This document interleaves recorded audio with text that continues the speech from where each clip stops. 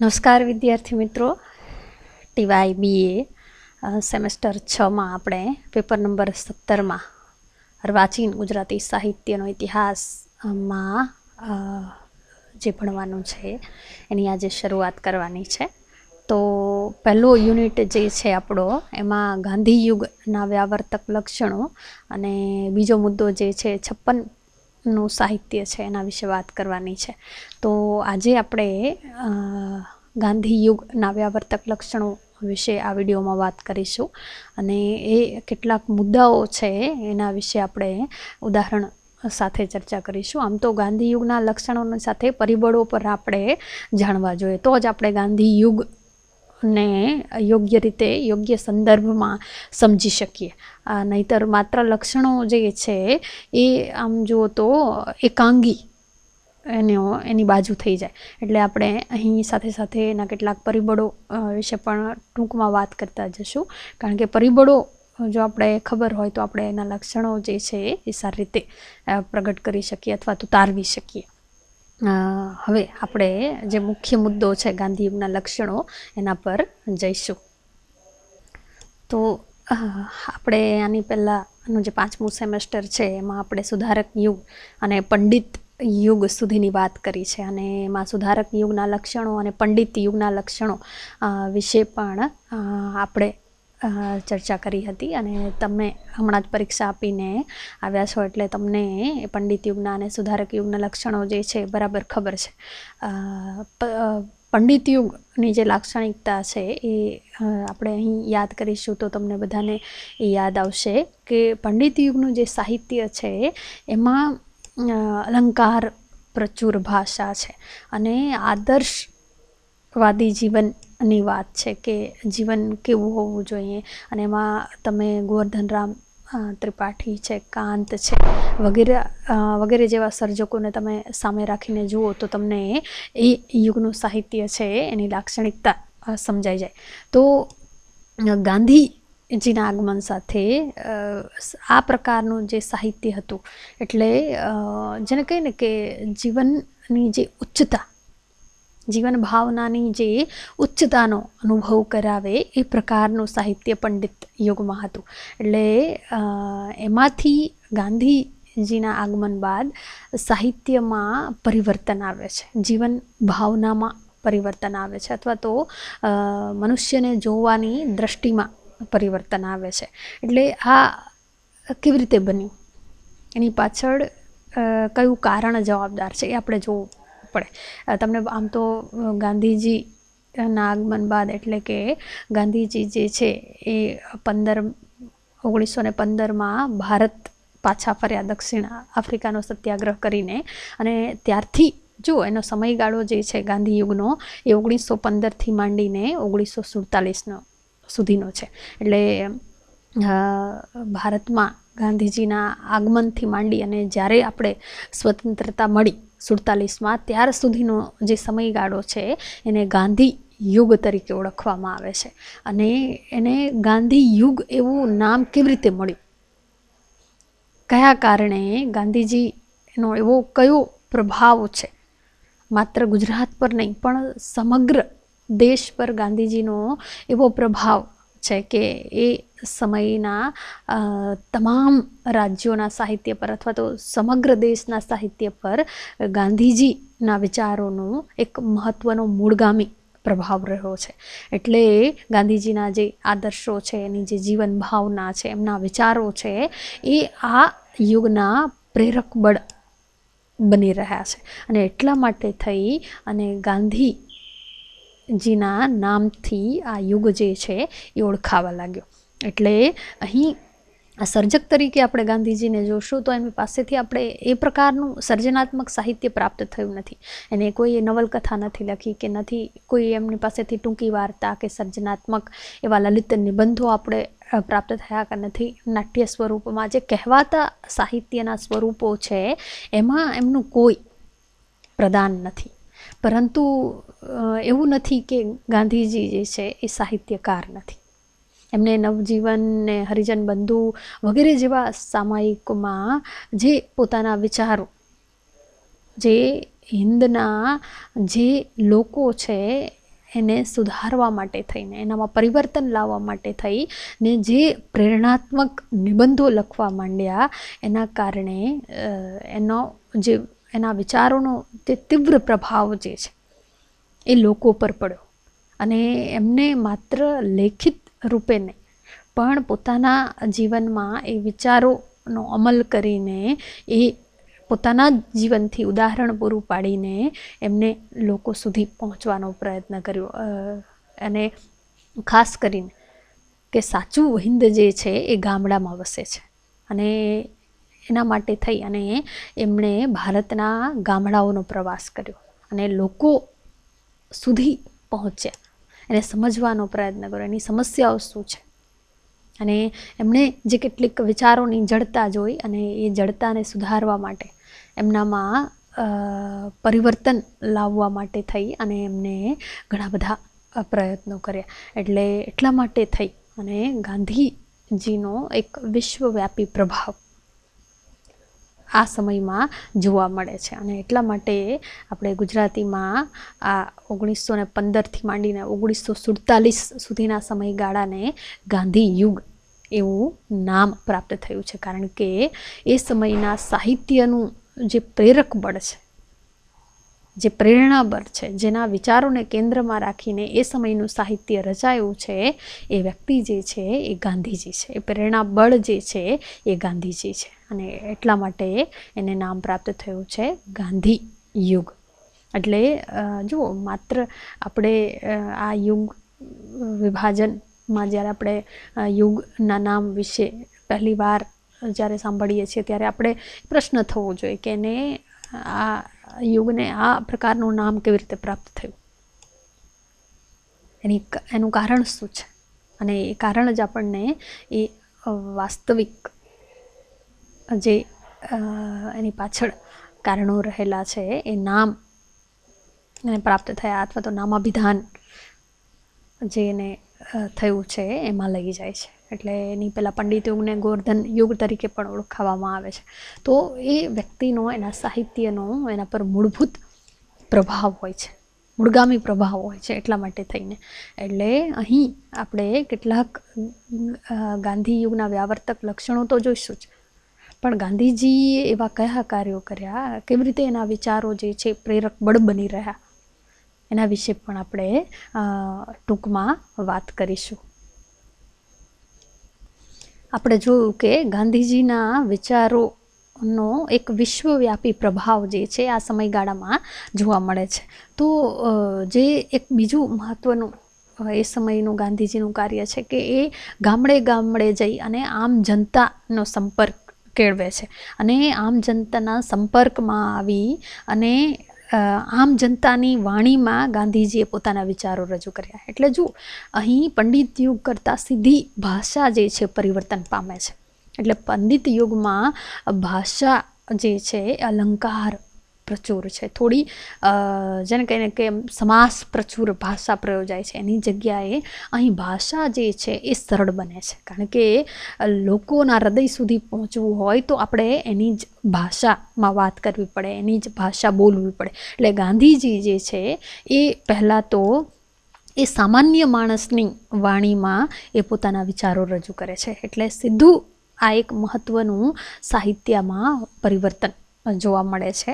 એટલે સ્વરાજ્ય સાધનાનું કાર્ય કરતાં કરતાં ધર્મ, નીતિ, રાજકારણ, સમાજકારણ, અર્થકારણ, ઇતિહાસ, શિક્ષણ, કળા, સાહિત્ય, કોઈ કરતાં કોઈ ક્ષેત્ર એવું નથી રહ્યું કે જેમાં ગાંધીજીએ પ્રવેશ ન કર્યો હોય. એટલે પોતાના નિબંધો દ્વારા, પોતાના લેખન કાર્ય દ્વારા, પોતાના પત્રકારત્વ દ્વારા ગાંધીજી આ બધા જ ક્ષેત્રોમાં મંથન કરવા લાગ્યું અને આ બધા જ ક્ષેત્રે પોતાના વિચારો જે છે અભિવ્યક્ત કરવા લાગ્યા, અને એ પણ આમ જનતાની ભાષામાં, એકદમ સીધી અને સરળ ભાષામાં. પણ એ જેટલી સરળ છે એટલી જ સચોટ છે, એટલી જ અસરકારક ભાષા જે છે એ ગાંધીજી અહીં પ્રયોજે છે.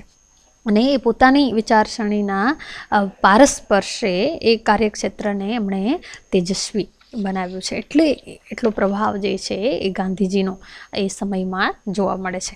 દેશની સ્વતંત્રતાને માટે ગુજરાતને તેમણે પોતાનું કાર્યક્ષેત્ર બનાવ્યું છે.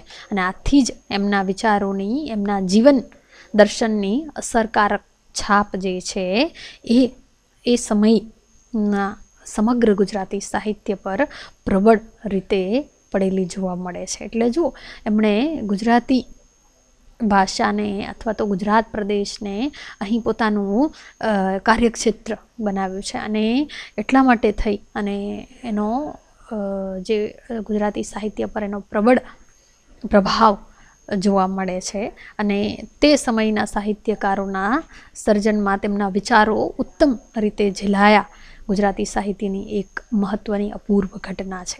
એટલે જુઓ, ગાંધીજીએ એ સમયમાં જે સાહિત્ય પરિષદનું અધિવેશન થયું ત્યાં પ્રમુખ પદેથી એમને એક મહત્ત્વનું વાક્ય ઉચ્ચાર્યું કે કોશિયો પણ સમજી શકે એવું સાહિત્ય બનવું જોઈએ. એટલે આ એક એમનું જે વાક્ય છે એ જેને કહીએ ને કે સમગ્ર સાહિત્ય પર એ પ્રભાવ પાડનારું અથવા તો અસરકારક ભૂમિકા ભજવનારું બની રહ્યું છે. કે સાહિત્યમાં સરળતા આવી. જે અત્યાર સુધી મહેલોનું સાહિત્ય હતું, જે સામાન્ય પ્રજાથી બહુ દૂરનું હતું, તેને ગાંધીજીએ એક સામાન્ય મજૂર અથવા તો જે કોષ હાંકનારો છે તેના સુધી લઈ જવાનો એક પ્રયાસ કર્યો. એના માટે સર્જકોને જાણે કે પ્રમુખ પદેથી એમને હાકલ કરી છે. એટલે આ સમયના સાહિત્યની અથવા તો ગાંધી યુગના સાહિત્યની આ એક મહત્ત્વની લાક્ષણિકતા બને છે કે ગાંધી યુગનું સાહિત્ય જે છે એની ભાષા જે છે સરળ અને સચોટ છે, છતાં અસરકારક અને સત્વશાળી છે. એટલે આ એનું એક મહત્ત્વનું વ્યાવર્તક લક્ષણ બને છે. એટલે તમે જુઓ, આપણે એક યુગને આ રીતે બીજા યુગથી જે જુદું પાડનારું પરિબળ તરીકે પણ એને આપણે જોઈ શકીએ. ગાંધીજીના હિન્દ સ્વરાજ, સત્યના પ્રયોગો, દક્ષિણ આફ્રિકાના સત્યાગ્રહનો ઇતિહાસ, વ્યાપક ધર્મભાવના, મંગલ પ્રભાત વગેરે પુસ્તકોમાં સંગ્રહાયેલો તેમનો વિચાર રાશિ જે છે, એમના જે કેટલુંક સાહિત્ય છે વગેરેમાં આપણે ચોક્કસ એમના જે વિચારો છે એની પ્રતીતિ થાય છે કે સાહિત્ય એ તેમને મન કેવળ લેખિનીનો સ્વૈર વિહાર ન હતો. એટલે માત્ર લેખનનો સ્વૈર વિહાર નથી સાહિત્ય, પણ સાહિત્યનું સમાજ પ્રત્યેનું, માનવ પ્રત્યેનું પણ એક કર્તવ્ય છે. એવો વિચાર જે છે અથવા તો એ પ્રકારની ભાવના જે છે એ ગાંધીજીમાં પડેલી છે. અને સાહિત્યકારનો પણ એક પોતાનો સમાજ પ્રત્યેનો ધર્મ છે. એ પ્રકારની સભાનતા ગાંધીજીએ એ સમયના સાહિત્યકારોમાં લાવવાનો પ્રયત્ન કર્યો છે. એટલે આથી જ કવિતા, નવલકથા વગેરે રૂઢ અર્થમાં પ્રચલિત સાહિત્યનું તેમણે સર્જન ન કર્યું હોવાને લીધે કદાચ કોઈ તેમને સાહિત્યકાર ગણવા વિશે પ્રારંભમાં અવઢવ અનુભવે. પરંતુ સાહિત્ય એટલે માત્ર કવિતા, નવલિકા કે નવલકથા, નાટક એટલું જ નહીં, ભાષા અને વિચારનું પણ સાહિત્યમાં સ્થાન છે. અને એમની પાસેથી પ્રાપ્ત થયેલી આત્મકથા જે છે, સત્યના પ્રયોગો, એકમાત્ર એક એમનું જે કહેવાતા સાહિત્યમાં પ્રદાન, આમ જુઓ તો આપણે એને કહી શકીએ, એ જ માત્ર એમને સાહિત્યકાર કહેવા માટે પૂરતું છે. એટલે ગાંધી યુગના આગમન પહેલાં જેમ આ દેશમાં સ્વરાજ્ય માટેની પૂર્વ ભૂમિકા સ્થપાઈ ચૂકી હતી, પણ તેમાં ગતિ આવવાની હજી બાકી હતી. જો ગોવર્ધન રામના સર્જનમાં આપણે જોઈએ છે કે એ સમયે એક પૂર્વ અને પશ્ચિમના સમન્વયનો યુગ ચાલી રહ્યો હતો. અને લોકો જે છે એ સ્વરાજ્ય માટે એમનામાં જાગૃતિ આવી ચૂકી હતી, એક પૂર્વ ભૂમિકા બંધાઈ ગઈ હતી, પણ એમાં ગતિ ન હતી. ગાંધીજી જે છે એમને આ જે છે એ આ યુગમાં એમના વિચારો દ્વારા ગતિ લાવવાનું કામ કર્યું છે. અને તેવી રીતે ગુજરાતી સાહિત્યના ક્ષેત્રે પંડિત યુગ એ સમયે ચાલતો હતો. અને ભાષા સાહિત્ય ઉભયની દ્રષ્ટિએ આમ જુઓ તો એ વસંતકાળ ઉત્સાહનો ભરતી કાળ હતો. સ્મરણ સંહિતા, રાયનો પર્વત, સરસ્વતી ચંદ્ર અને જહાજંત વગેરે સાહિત્ય પુસ્તકો જે છે પ્રકાશ પામી ચૂક્યા હતા. પરંતુ આ યુગના લેખકો જાણે કે સ્વાંતઃ સુખાય લખતા હોય, જાણે કે પોતાના સુખ માટે લખતા, એક આદર્શ સ્થાપવા માટે લખતા હોય તેમ એમના વિષયો પરથી, એમના નિરૂપણ પરથી, એમના આદર્શના ઉડયોનો અને સાક્ષરી ભાષાનો અતિરેક તેમજ અલંકારોનું ભારણ એ બધાને કારણે આ સમયનું એટલે કે પંડિત યુગનું સાહિત્ય જે છે એ કેવું બન્યું હતું? વિદવદ ભોગ્ય. એટલે જે શિક્ષિત હોય એ લોકો જ એનો ભોગ કરી શકે, સામાન્ય લોકો નહીં. એટલે પંડિત યુગના સાહિત્યમાંથી સામાન્ય લોકોની જાણે કે બાદ બાકી હતી. એટલે ગાંધીજીના આગમન સાથે એમના વિચારો દ્વારા સામાન્ય જનને પણ સાહિત્ય સાથે જોડવાનો એક મહત્ત્વનો પ્રયત્ન થયો છે. અને એટલે સાહિત્યમાં આમ પ્રજા સમજી અને આસ્વાદી શકે તેવી લોકશાહી આવવાની જાણે કે હજુ બાકી હતી. ગાંધીજીએ ગુજરાતી સાહિત્યમાં પ્રવેશ કર્યો અને પરાક્રમ તેમજ ઉલ્લાસ, રાષ્ટ્રભક્તિ અને માનવતાની ભાવનાઓ જાણે કે મહોરી ઉઠી. એટલે જો ગાંધીજીના પ્રવેશની સાથે રાષ્ટ્રભાવના, માનવતાની ભાવના, સામાન્યમાં સામાન્ય લોકો પ્રત્યે માનવતાવાદી દ્રષ્ટિકોણ વગેરે ભાવોનું સાહિત્ય જે છે આ સમયગાળામાં સર્જાવા લાગ્યું. એટલે તમે જુઓ કે ઉમાશંકર જોશીનું સાહિત્ય છે, સુંદરમનું સાહિત્ય છે, રામનારાયણ પાઠકની કેટલીક વાર્તાઓ છે, ધૂમકેતુની કેટલીક વાર્તાઓ છે કે જેમાં સામાન્ય એકદમ તળનો માણસ જે છે એ નાયક તરીકે સમાવેશ પામે છે. એટલે માખી પેલું ચૂસાયેલા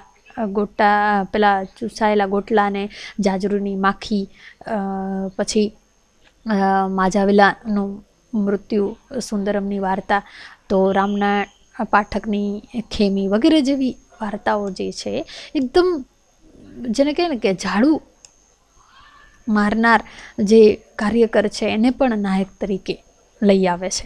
એમના ભાવોનું આલેખન પણ સાહિત્યમાં થવા લાગ્યું. એટલે કોઈ શિક્ષિત નાયક નહીં, કોઈ શ્રીમંત વર્ગનો નાયક નહીં, પણ એકદમ તળનો, જાજરૂ સાફ કરનાર અથવા તો ભીખ માગીને ખાનાર પણ સાહિત્યમાં અથવા તો ટૂંકી વાર્તા અથવા તો નવલકથામાં નાયક તરીકે સ્થાન પામે છે. અને એ શક્ય બન્યું ગાંધીજીના વિચારો અને એમના જીવન મૂલ્યોને કારણે.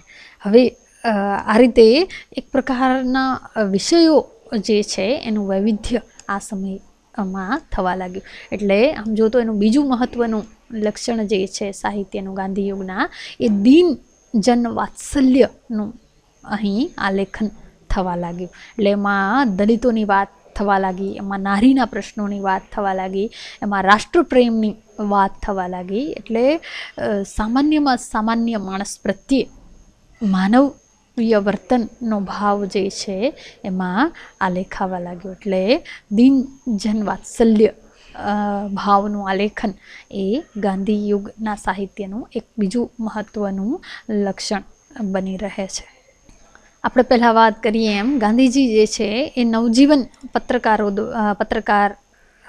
નવજીવનના પત્રકાર તરીકે પોતાના વિચારો જે છે એ આ પત્રમાં આલેખતા હતા. અને એના કારણે એ દ્વારા એ ગુજરાતી સાહિત્યમાં પ્રવેશ કરે છે અને રાજકારણ અને માનવ જીવનને સ્પર્શતા વિવિધ દ્રષ્ટિકોણોવાળા લેખો લખી એમણે પત્રકારત્વની પણ એક નૂતન ઝાંખી કરાવી. એટલે માત્ર સાહિત્યમાં નહીં પણ પત્રકારત્વના ક્ષેત્રમાં પણ એમને મહત્ત્વના પરિવર્તનો કર્યા અને તેમના વિચારો હૃદયસ્પર્શી બન્યા, કેમ કે તે જનતાની ભાષામાં રજૂ થતા હતા. એટલે આ એક મહત્ત્વનું લોકોના હૃદયમાં પહોંચવાનું એક મહત્ત્વનું પરિબળ બની રહે છે ગાંધીજી એ દ્વારા. એટલે ગાંધીજીએ પહેલાં તો લોકોની ભાષા કેળવી અને પછી પોતાના વિચારોને લોકોની ભાષામાં જ અભિવ્યક્ત કર્યા. એટલે સરળતા અને સચોટતા, વિચારોની સ્પષ્ટતા અને અર્થની વિશદતા ભાષામાં આવ્યા. કલાકારને ઉચિત વાણીનો સંયમ પણ એમાં ભળ્યો હતો.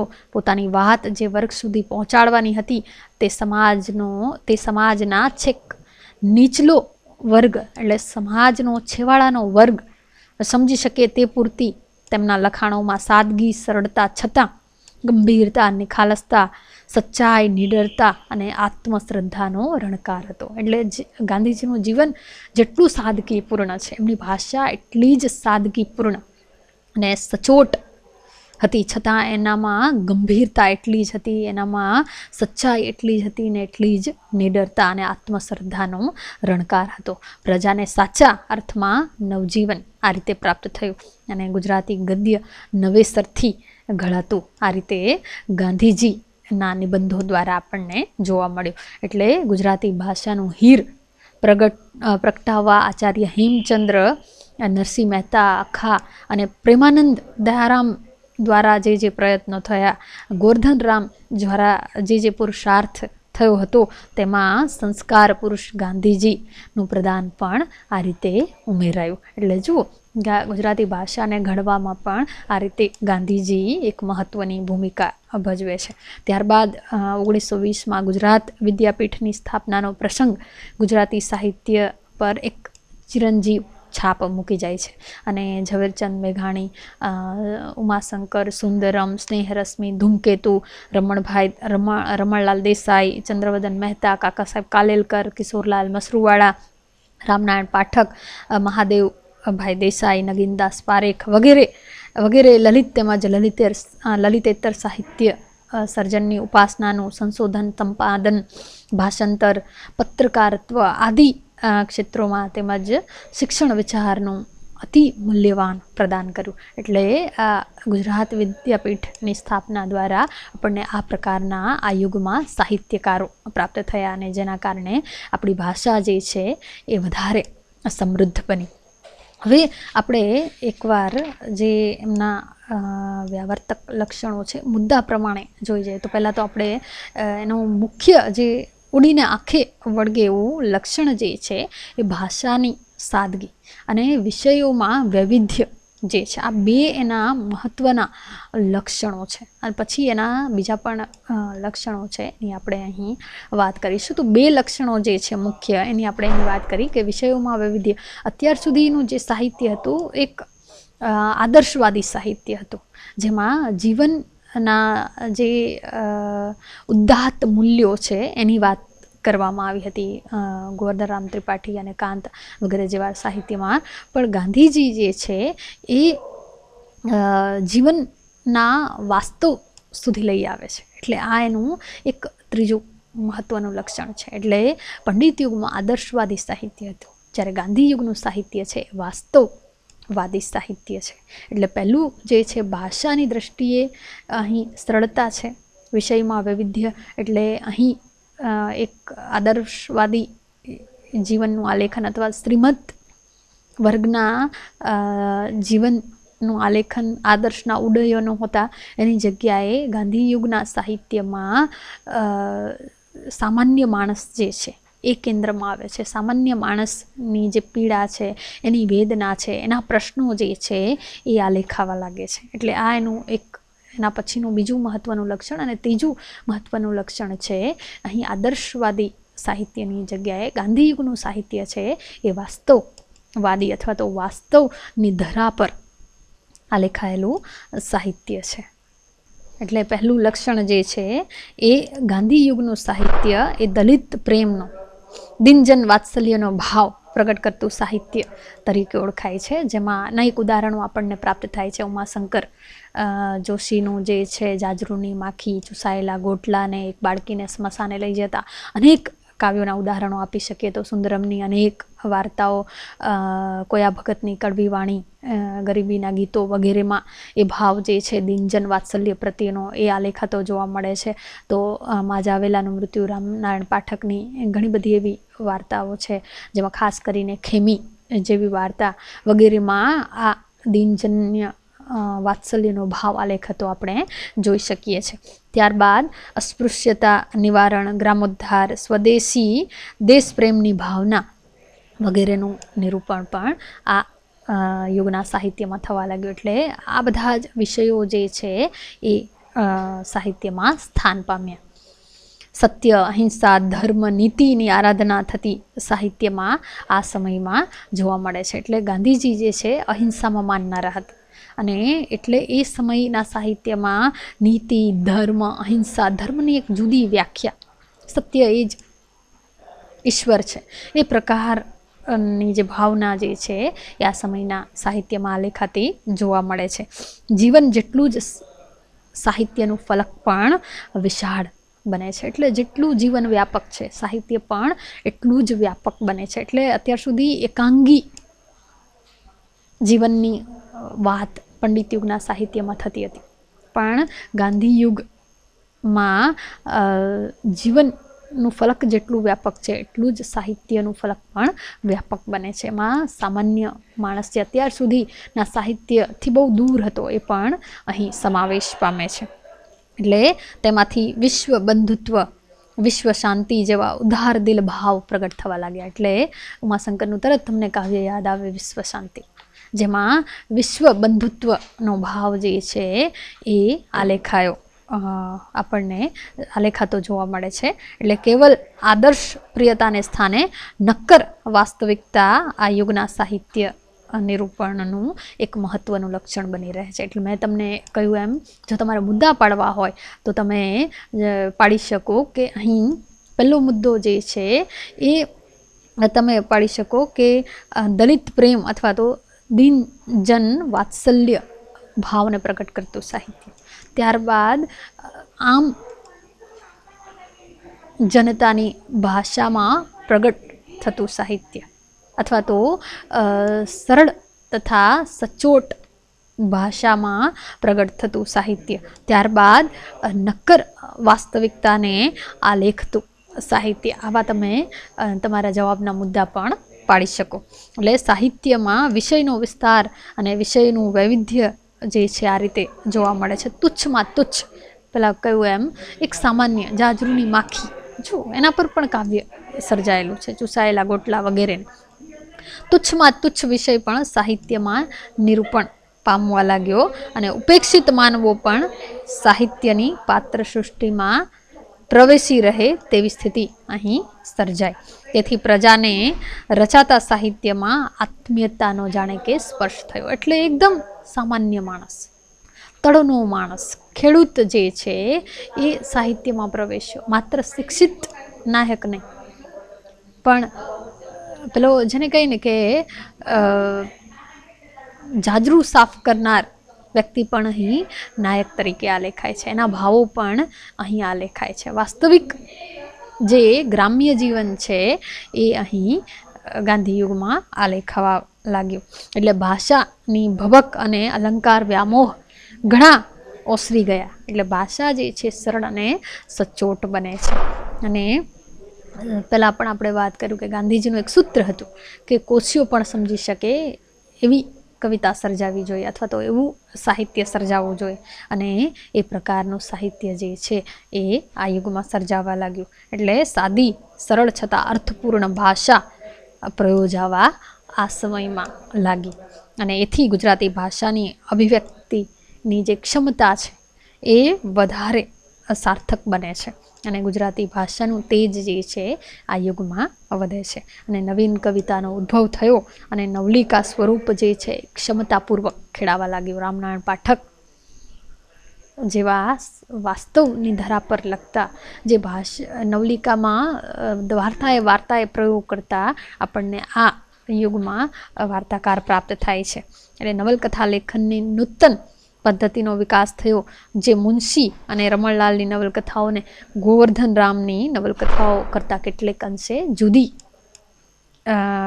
પાડે છે. એટલે જો ગોવર્ધન રામ કરતાં એના પછી આપણે મુનશી અને રમણલાલ જે દેસાઈ છે એની નવલકથાઓ આપણને પ્રાપ્ત થઈ. એકમાં જે આપણો ગુજરાતનો જે ભવ્ય ઇતિહાસ છે એનું આલેખન છે, તો બીજામાં જે ગુજરાતનો ગ્રામ્ય સમાજ છે એની વાસ્તવિકતાનું, એનું આદર્શવાદી નિરૂપણ આપણને જોવા મળે છે. એટલે આ રીતે એક યુગ જે છે એ જુદો પડે છે. વ્યાવર્તક લક્ષણ કે લક્ષણો એટલે એ જ એની ઓળખ. એ કઈ રીતે એનું સાહિત્ય જે છે એ આગળના યુગથી જુદું પડે છે. એટલે નાટક સાહિત્યના સ્વરૂપમાં પણ વિકાસાત્મક પરિવર્તન આવ્યું અને એકાંકી નાટ્ય સ્વરૂપ જે છે એનો વિકાસ થાય છે. લલિત નિબંધનું સર્જન પણ આ સમયગાળામાં આરંભાયું. એટલે કાકા સાહેબ જેવા આપણે લલિત નિબંધકારોમાં જે શ્રેષ્ઠ મનાય છે એવા નિબંધકાર આપણને પ્રાપ્ત થાય છે. અને જો છેલ્લે આપણે ઉમાશંકરના શબ્દોમાં કહેવું હોય છેલ્લે તો આપણે કહી શકીએ કે દ્રઢાયુ ગોવર્ધન રામથી બની જે તે ગુર્જરી ધન્ય બની ઋતંભરા ગાંધી મુખે વિશ્વમાંગલ્ય ધાત્રી. એટલે ગાંધી યુગ જે છે એ ગોવર્ધન રામ દ્વારા આપણી ભાષા જે છે એ દ્રઢ બને છે અને તે ગુર્જર ભાષા ગાંધીજીના મુખે એ વિશ્વ જેને કહીએ ને કે ધન્યતા અનુભવે છે. એટલે એક જે સર્જક છે એમની ભાષામાં એમના સાહિત્ય સર્જનમાં જીવનની ઉચ્ચતા જોવા મળે છે, જીવનનો આદર્શ જોવા મળે છે. તો ગાંધીજીના વિચારો એમના સર્જન દ્વારા જીવનની વાસ્તવિકતાનો અનુભવ થાય છે. એટલે આ યુગનું સાહિત્ય જે છે એ વાસ્તવિકતાની ભોંય પર સર્જાયેલું સાહિત્ય છે. એક એનું બીજું મહત્ત્વનું લક્ષણ છે. એટલે આપણે અહીં એના મહત્ત્વના જે 3-4 લક્ષણો છે એની વાત કરી. હવે આપણે એના પછીનું જે 56નું સાહિત્ય છે, એટલે કે આમ જુઓ તો એને આધુનિક યુગ તરીકે ઓળખવામાં આવે છે, એની આપણે વાત કરીશું. અસ્તુ.